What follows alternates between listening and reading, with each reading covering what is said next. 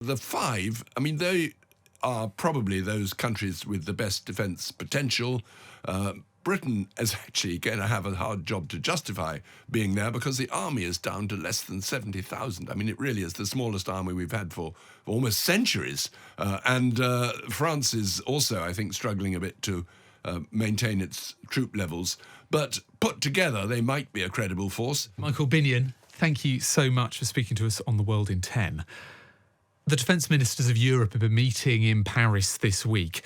Was there anything new that we learned from that meeting? Did they agree anything specific in amongst the sort of crossfire of the ceasefire talks in Ukraine? It feels like that's got a bit lost. It has rather, yes. They really all just simply agreed that they need to step up defence spending and that Europe really is challenged now by what might or might not happen in Ukraine. And whatever happens then there, in any case, Europe needs to pool its resources more than they do at the moment. It needs to identify a European potential for proper security, independent of the United States, if it ever comes to that. And they were planning for sort of worst-case scenarios where perhaps America decides that it will actually either leave NATO or separate itself from the European element of NATO. It didn't lead to anything concrete. It goes on in parallel with the idea of the coalition of the willing, which Keir Starmer has put forward as a suggestion that those willing to perhaps form a peacekeeping force in Ukraine should get together and plan it. But at the moment, it's all really up in the air. It does sound like that's a lot of great targets and goals and things to work towards, but it doesn't seem like there's much progress on how you actually get to any of them. Exactly. And of course, one of the key things is common procurement. I mean, this is the big difficulty that Europe all has its own defence industries, which are quite profitable and important, and particularly France has been very unwilling to share its defence procurement needs. In other words, it's not going to buy British material or British fighters or whatever when it can make its own. And it's an economy of scale. If you pool your resources, those that do things best make what they make and others make other things. You know, some make missiles, some make ammunition or whatever. It would save a lot of money and it would actually make Europe much more efficient. That, of course, also leads to the idea of unified command. And there again, who's in charge? There is this sort of shake-up of European defence. In terms of who's in charge, we've had this group called the E5 emerging. The UK government's spoken about it. The UK, France, Germany, Italy and Poland. This seems quite a new thing. I personally had never heard of it. No, nor's anybody, I don't think. I mean, traditionally, Britain and France have been the two countries that provide troops for peacekeeping. I mean, one thinks back to the Bosnian War. It was Britain and France, really, that were most important in trying to police that wretched war that went on and on. Germany at that time was pretty much out of it because the Germans were still saying that their constitution forbade them to send anything to war zones, or certainly their army could only be used for self-defense and not for operational attacks. And Italy, well, yes, they sent troops to Bosnia, but they've never been a particularly strong contingent. And also, of course, Italy doesn't have an independent nuclear deterrent like France and Britain do. But the five, I mean, they are probably those countries with the best defence potential. Britain is actually going to have a hard job to justify being there because the army is down to less than 70,000. I mean, it really is the smallest army we've had for almost centuries. And France is also, I think, struggling a bit to maintain its troop levels. But put together, they might be a credible force. I mean, one does wonder, A, whether Italy actually really wants to be part of a new military command, particularly as the Prime Minister, Meloni, isn't particularly enamoured of working with the others. And Spain would feel rather left out. I mean, Spain's a pretty big country. What about them? Well, let's get on to the sort of the matter of spending, because Spain is the lowest spender in terms of its GDP within NATO. Italy is also pretty low down, sort of about 1.5% of its GDP last year. Do you think there's going to be a rebalancing within Europe? Donald Trump wants Europe to be spending more in proportion to the US. But do you think those imbalances within Europe, with Poland being much further ahead of everyone else and the likes of Spain or Italy being lower down the pecking order, do you think that's going to change? It should, but I'm not sure that it will. I mean, those that spend most money are those that feel most exposed to threat. So it's obviously Poland, which feels it's right on the border. In fact, literally, it is on the border with that enclave of Russia just to the north of Poland. And the Baltic countries also, and by extension, Scandinavia. I mean, Sweden and Finland having joined NATO, Finland, because it has a very long border directly with Russia, they are feeling exposed, and therefore they are seeing the urgency of improving their defences. Now, Spain is rather a long way away, both geographically and mentally, from the main threat at the moment. And Spain can't really see that there's going to be an attack on Spain at any moment soon. Same with Portugal. I mean, they are fairly far away. And I think, although, of course, they should spend more on defence, they probably won't. This week, we've had Michael Martin, the Irish Taoiseach, heading over to the White House. Ireland is not part of NATO and never has been.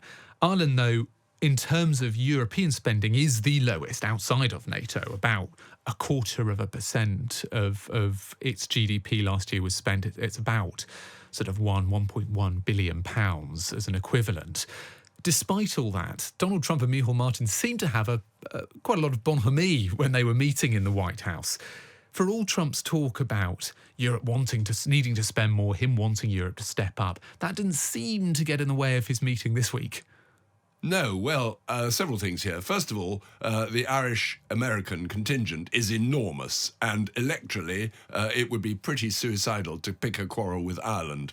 No US president has ever done that. Some have gone a bit overboard the other way, such as Joe Biden, who maintains he's a sort of honorary Irishman there. And even Obama said, well, if you put an apostrophe after the O, he could be an Irishman as well. But no, that's domestic reasons. Secondly, frankly, in military terms, Ireland simply doesn't count. I mean, it's a very small population compared with most of Europe. And both Ireland and Austria have been getting a bit of a free ride for some time. Neither of them are in NATO, yet because they are both next to big neighbours, Ireland next to Britain, Austria next to Germany, they sort of get the protection of their neighbours. Have you sensed any sign of that changing, that attitude from the likes of Ireland or Austria or Norway or Switzerland changing on that? No, I mean, Ireland, their military is small, but it's not to be laughed at. The Irish provided a very important peacekeeping contingent in the Congo years and years ago. And I think the Irish have been involved also in some Middle East peacekeeping operations. Just because they're not involved in NATO doesn't mean that their army is negligible. And of course, luckily, one hopes it never needs to be used for defence of the realm. Let's take a look slightly more at the ceasefire talks that have been going on this week. Donald Trump and his officials have been saying, well, the ball's now in Russia's court. They agreed this 30-day ceasefire with Ukraine and Saudi Arabia, and now there's these negotiations going on between the White House and the Kremlin.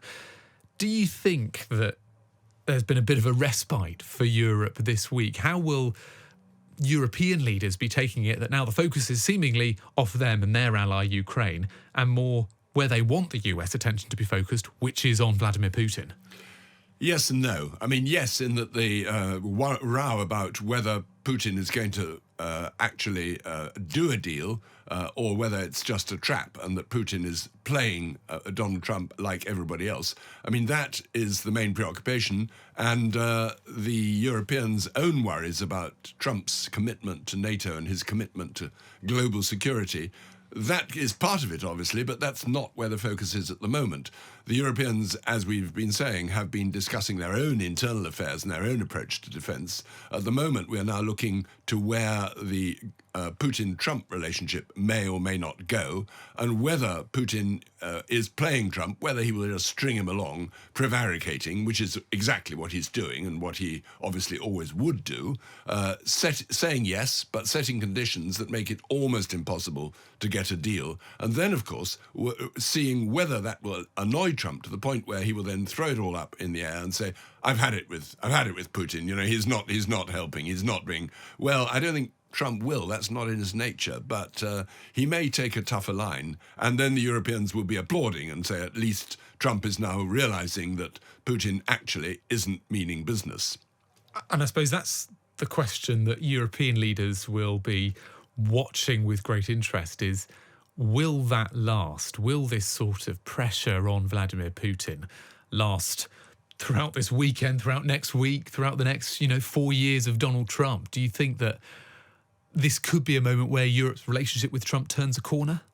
I'm not sure. I mean, the pressure on Putin is strong. It's internal as well as external. I mean, the Russian population is really, really weary, sick and angry about the war, but there's no way they can express that. And they've lost a lot of people. And the economy, although it's done pretty well considering all the sanctions, the long-term outlook is very poor. And one of Putin's aims is to get Russia out of this pariah status. In fact, he's almost said that a condition for the ceasefire is to stop the ban on all kind of trade arrangements with Russia. So there is pressure there, but pressure externally, I'm not sure. There's not much Trump can do to stop Putin. Renewed sanctions won't work. All the sanctions that are possible have been imposed, and there's not much more they can do. If America is really angry, then Putin will just say, well, we told you that NATO is aggressive, and just look at what's happening. And of course, Putin's own pride means he's got to show that all this enormous expense and sacrifice of many, many men has been worth it.